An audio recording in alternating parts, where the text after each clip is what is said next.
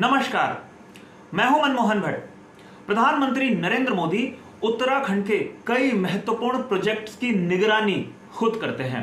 प्रधानमंत्री ने अब बद्रीनाथ धाम के मास्टर प्लान पर पूरी तैयारी कर ली है।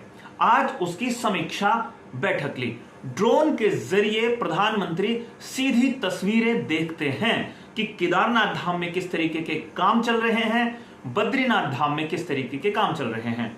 प्रधानमंत्री जी ने समीक्षा में जो हम लोगों ने यहाँ पर जो भी काम हो रहे हैं माननीय प्रधानमंत्री जी के समक्ष उनको रखा है। और जिस प्रकार से केदारनाथ में पिछले वर्षों की तुलना में इस वर्ष काफ़ी ज़्यादा काम हुआ है, काफ़ी तेज़ी से निर्माण में प्रगति हुई है।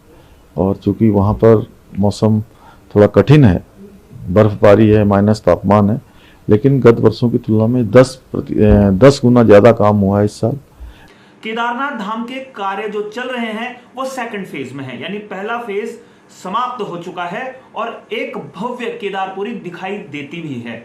लेकिन बद्रीनाथ धाम में अब प्रधानमंत्री का फोकस थोड़ा ज्यादा है, क्योंकि बद्रीनाथ में करीबन 450-500 करोड़ रुपए का मास्टर प्लान तैयार किया जाना है। इस मास्टर प्लान को हकीकत तक पहुंचाने की जिम्मेदारी भी प्रधानमंत्री कार्यालय ने अपने हाथ में रखी हुई है।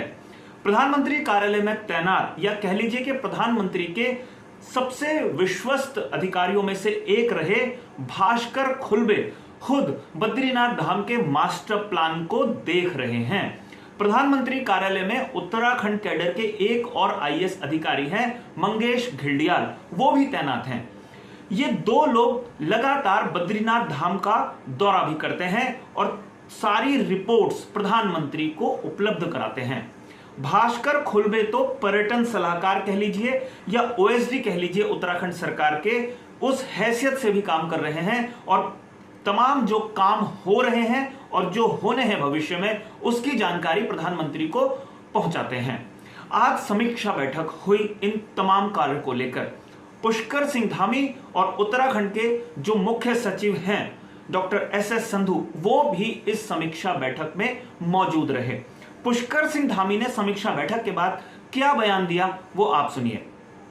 इसी प्रकार से बद्रीनाथ के मास्टर प्लान पर भी काम हुआ है और माननीय प्रधानमंत्री जी की हर 2-3 महीनों में ऐसी समीक्षाएं होती हैं, वो ड्रोन से भी और व्यक्तिगत रूप से भी, क्योंकि बाबा के अनन्य भक्त हैं और हम लोगों ने तय किया है कि तय समय सीमा पर माननीय प्रधानमंत्री जी की अपेक्षा अनुसार इन सभी कामों को पूरा करेंगे चरणबद्ध तरीके से। और जब प्रधानमंत्री किसी प्रोजेक्ट की जिम्मेदारी संभालते हैं और निचले स्तर के अधिकारी उस पर काम करते हैं, तो केदारपुरी जैसा भव्य उदाहरण हम सब लोगों के सामने दिखाई देता है।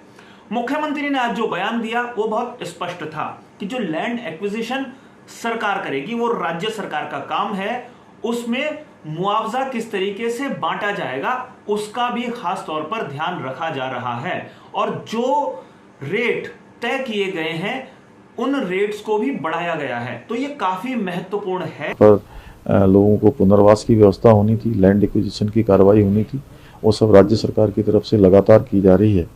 और लैंड जो रेट हैं उसके रेटों को भी हमने रिवाइज किया है, बार बार बढ़ाया है। और भी जो वहाँ पर तात्कालिक रूप से निर्णय लेने होते हैं वो हमारे राज्य की कैबिनेट उसको लेती रहती है। माननीय प्रधानमंत्री जी के मार्गदर्शन में और उनके आशीर्वाद से तय समय पर सारे काम पूरे हो जाए। जिस तरीके से समीक्षाएं हो रही हैं बद्रीनाथ के मास्टर प्लान के लिए, उम्मीद की जाती है कि आने वाले समय में जिस तरीके से भव्य केदारपुरी हमारे को अभी दिखाई देती है, वैसी ही भव्य बद्रीनाथ धाम भी हमको दिखाई देगा। साथियों, अभी की रिपोर्ट के लिए फिलहाल इतना ही। अगली रिपोर्ट में आपसे एक बार फिर मुलाकात होगी, लेकिन जाने से पहले आग्रह जरूर करूंगा, ये रिपोर्ट अगर आपको पसंद आई हो तो इसे लाइक जरूर कीजिएगा और इस चैनल को आपने अगर अभी तक सब्सक्राइब नहीं किया है तो इस चैनल को भी सब्सक्राइब आप जरूर कर लीजिए। नमस्कार।